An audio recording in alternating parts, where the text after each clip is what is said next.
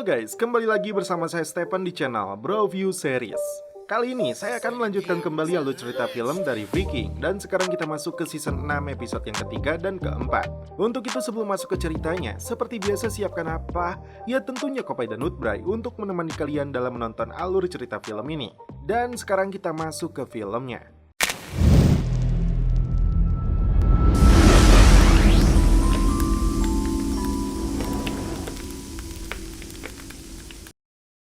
Di awal film, diperlihatkan Raja Harald dalam kondisi tangan dan kaki yang dirantai dibawa ke hadapan Raja Olaf. Statusnya sebagai tahanan karena kerajaan ini berhasil dikuasainya. Sampai saat ini, Olaf belum menentukan apakah akan membunuh Harald atau hanya memenjarakannya saja. Dalam perjalanan pulang, Ivar bertanya kepada Oleg apakah ramalannya tentang petaka yang akan menimpa adiknya itu benar. Ternyata itu hanya gertakannya saja. Lalu, dari mana Oleg tahu tentang istri baru dari Pangeran Dir itu? Padahal itu bukan hal yang mudah.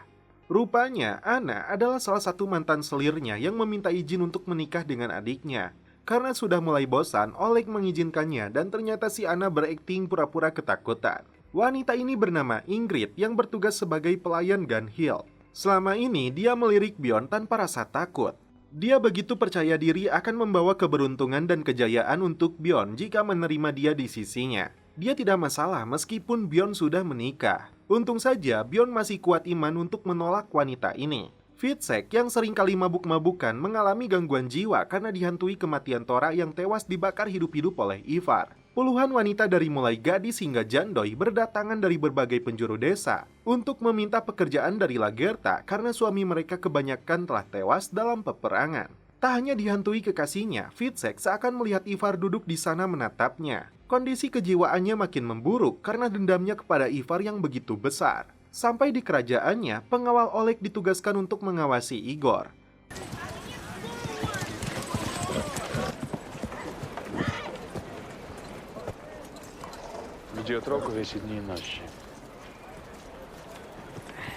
Lagertha memberi saran kepada Ube dan Torfi untuk menitipkan anak-anak kepadanya selama mereka melakukan ekspedisi. Bahkan, Ube menyarankan kepada Torfi yang sedang hamil anak pertama mereka untuk tinggal juga di sini. Namun, Torfi tidak setuju. Kemanapun dia pergi, Torfi akan selalu berada di sisi Ube.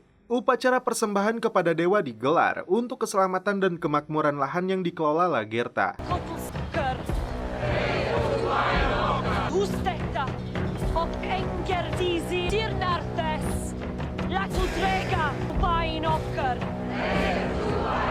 Di sisi lain, Bjorn tidak bisa lepas dari darah Viking yang tidak cukup dengan seorang wanita. Akhirnya, si Ingrid ini dia embat juga.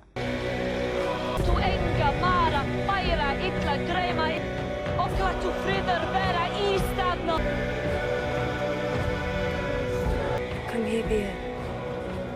Don't deny the gods.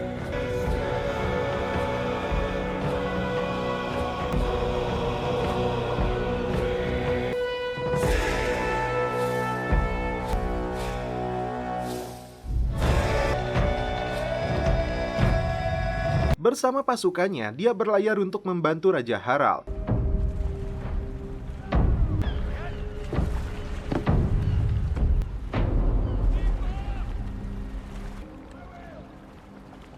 Ube dan Torfi sendiri mulai berlayar ke Kattegat untuk memimpin di sana selama Bjorn pergi. Pangeran Dir tidak menduga akan mendapatkan serangan di saat dirinya sedang santuy.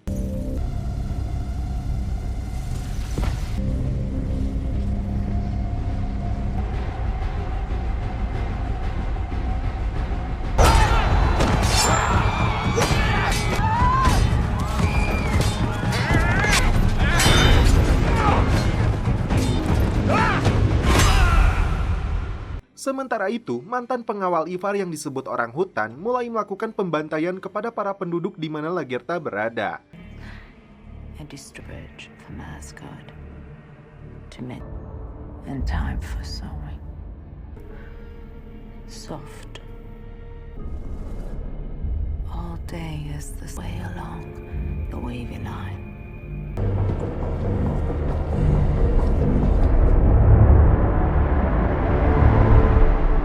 Setelah berhasil ditangkap, Dir dibawa ke hadapan Oleg. Dir memang berniat untuk menghentikan Oleg karena nekat membunuh saudaranya sendiri. Di sisi lain, dia telah berjanji kepada mendiang ayah dan nisan istrinya Oleg. Dir lalu dibawa ke sebuah ruangan eksekusi yang dimana seorang algojo telah bersiap dengan besi yang sudah membara. Рекли есть мы уже. Муси Богородице Пречистую. Клянись Одином.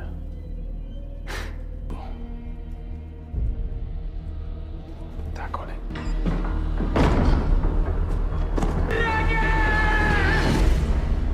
Ube memberitahu seluruh warga Katega tentang statusnya sebagai PLT atau pelaksana tugas selama Bjorn pergi.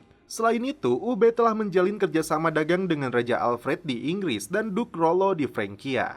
Fitzek akan memimpin misi dagang ini melalui jalur sutra hingga sampai ke Cina. Saat ini mungkin negara di Asia itu masih terlalu jauh, tapi suatu saat nanti akan terasa lebih dekat.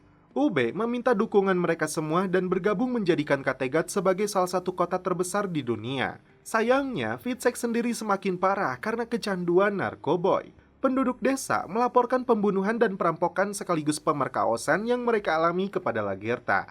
Lagertha sepertinya akan mengambil kembali pedang yang telah dikuburnya karena dia tidak bisa membiarkan kebatilan berjaya di muka bumi. Harald mencoba memanipulasi si kerdil yang bernama Canute ini untuk melepaskannya dengan imbalan.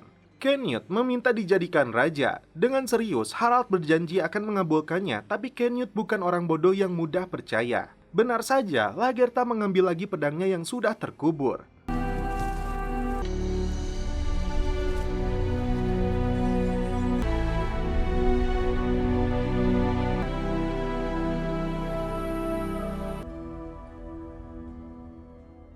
Sementara itu, Ivar sepertinya akrab dengan Pangeran Igor. Setelah puas bermain, mereka berdua melihat seorang pria yang dirantai layaknya anjing. Malam itu, Bjorn dan seluruh pasukannya berenang menuju wilayah musuh sebagai bagian dari rencana Bjorn untuk mengejutkan Raja Olaf dan pasukannya.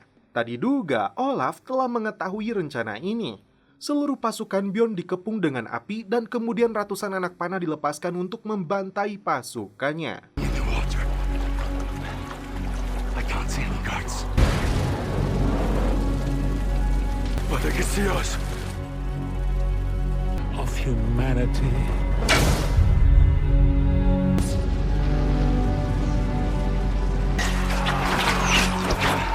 Stop!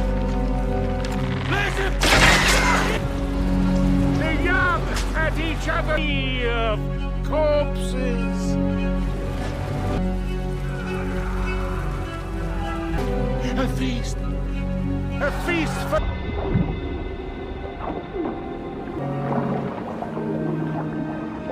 Do we do now, Bjorn Ironside? Come and see the of humanity. Hubungan Ivar dan Igor terlihat makin akrab. Ivar lalu bertanya dewa mana yang mereka sembah. Dia menyebut Oleg hanya satu-satunya dewa yang dia tahu. Ivar memberi pemahaman jika Igorlah dewa yang sebenarnya, bukan hanya memiliki istana, tapi harta, seluruh kota, dan rakyatnya. Itu karena Igor adalah pewaris sah kerajaan ini. Setelah kekalahan pertamanya, para pengawal Bjorn menyeret seorang pengkhianat yang telah membocorkan penyerangan ini. Dia membawa pesan jika Raja Olaf tidak akan menyerang jika Bjorn setuju bertemu dengannya. Bjorn setuju, tapi dengan satu syarat, yaitu dia ingin melihat dengan mata kepalanya sendiri bahwa Raja Harald masih hidup.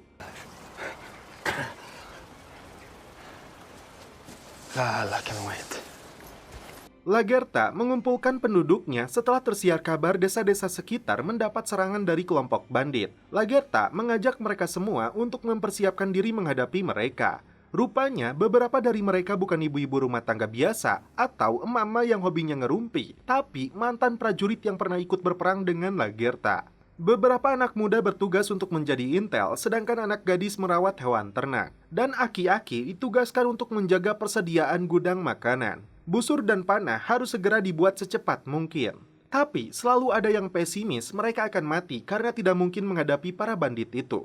Benar kita akan mati, tapi belum tentu saat bandit menyerang mereka, jawab Lagertha. Bjorn akhirnya datang menemui Raja Olaf dan Harald yang terlihat tidak berdaya.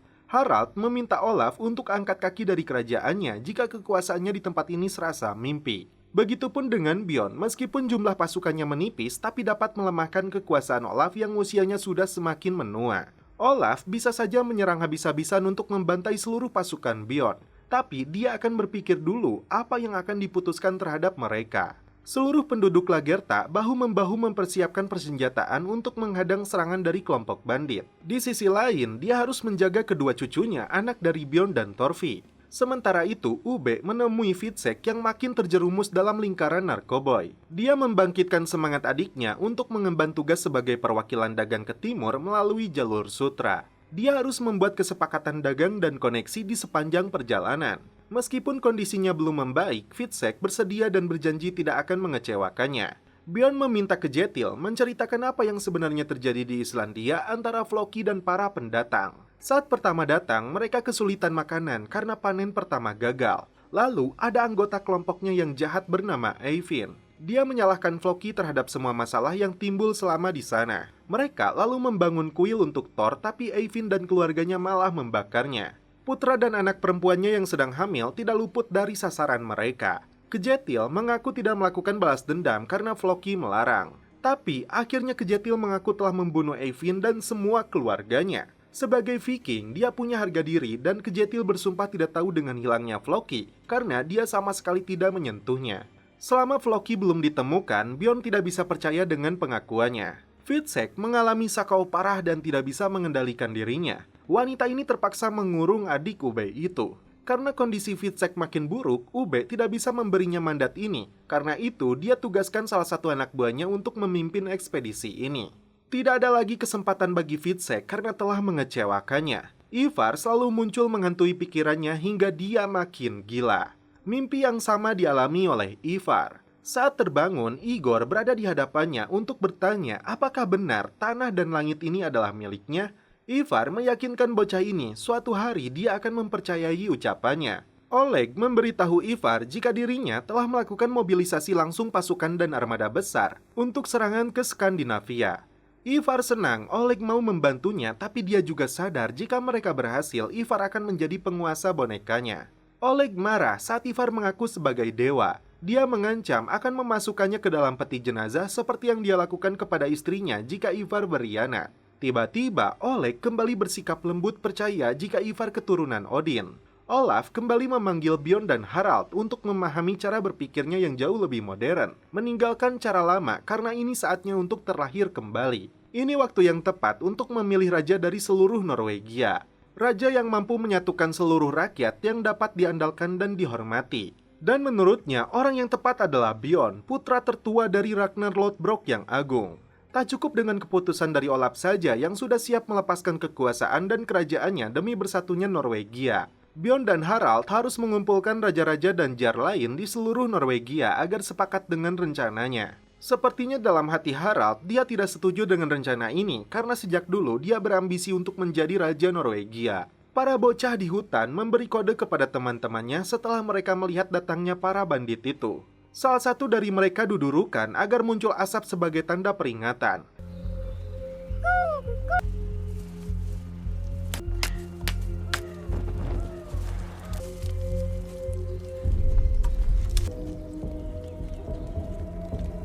Sialnya, salah satu bandit melihat bocah tersebut di atas pohon dan langsung melesatkan anak panahnya. Kepulan asap dari hutan itu terlihat, lalu bocah ini meniupkan sangkakala.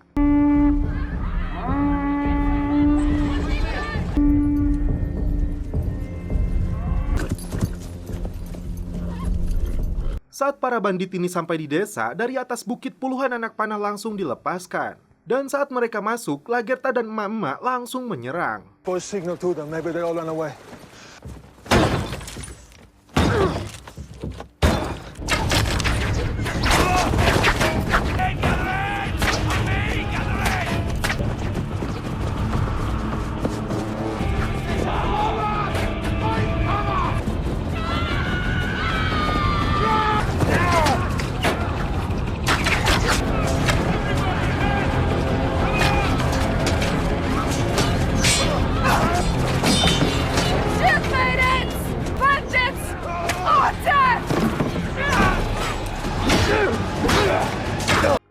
bandit ini berhasil dipukul mundur, namun cucunya Hali keluar dari tempat persembunyian yang dimanfaatkan ketua bandit itu untuk menyerangnya. Akhirnya Hali tewas di pelukan Lagertha. Lagertha, look at me! Harry, no! Get back!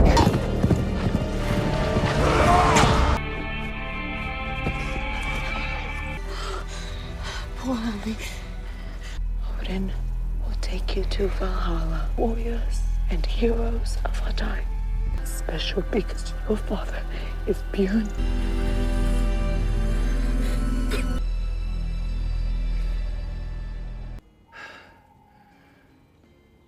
Di malam hari, diam-diam Ivar membawakan makanan untuk Pangeran Dir yang berada di dalam selnya. Dir berjanji akan memberikan apapun yang Ivar mau asalkan dirinya dibebaskan. Tidak ingin harta, tahta, dan wanita, Ivar lebih tertarik untuk menggulingkan Oleg. Gunhild menceritakan mimpi buruknya kepada Thorfi tentang sebuah desa yang terbakar dan orang-orang digantung di atas pohon. Kata Gunhild, apakah mimpi itu berhubungan dengan desanya Lagertha? Meskipun belum pernah mengunjungi desa itu, tapi firasatnya mengatakan demikian. Thorfi teringat dengan anak-anaknya, tapi dia dan Ube tidak bisa pergi karena tanggung jawabnya terhadap Kattegat. Ube akan meminta Gunhild pergi ke sana untuk memastikan keadaannya. Puluhan mayat dari desa Lagertha yang menjadi korban dikumpulkan. Lagertha mengajak mereka semua untuk bertahan di desa ini dari serangan lanjutan, sambil memberi pesan ke Kattegat untuk meminta bantuan. Akhirnya, mereka semua sepakat untuk kembali mempersiapkan diri dari serangan berikutnya. Because he is afraid of dying. We should all stay and fight. Fight for all of us. Gunhild membawa beberapa prajurit menuju desa Lagertha untuk memastikan situasinya. Bjorn dan Harald kembali menemui Olaf menyatakan persetujuan dengan rencananya. Seluruh raja dan jar akan diundang untuk berkumpul di sini untuk memilih Bjorn Ironside sebagai raja seluruh Norwegia. Apakah rencana Olaf ini benar-benar sesuai dengan yang dia katakan, ataukah ada tipu muslihat di belakangnya? Dan setelah itu, film pun berlanjut ke episode selanjutnya.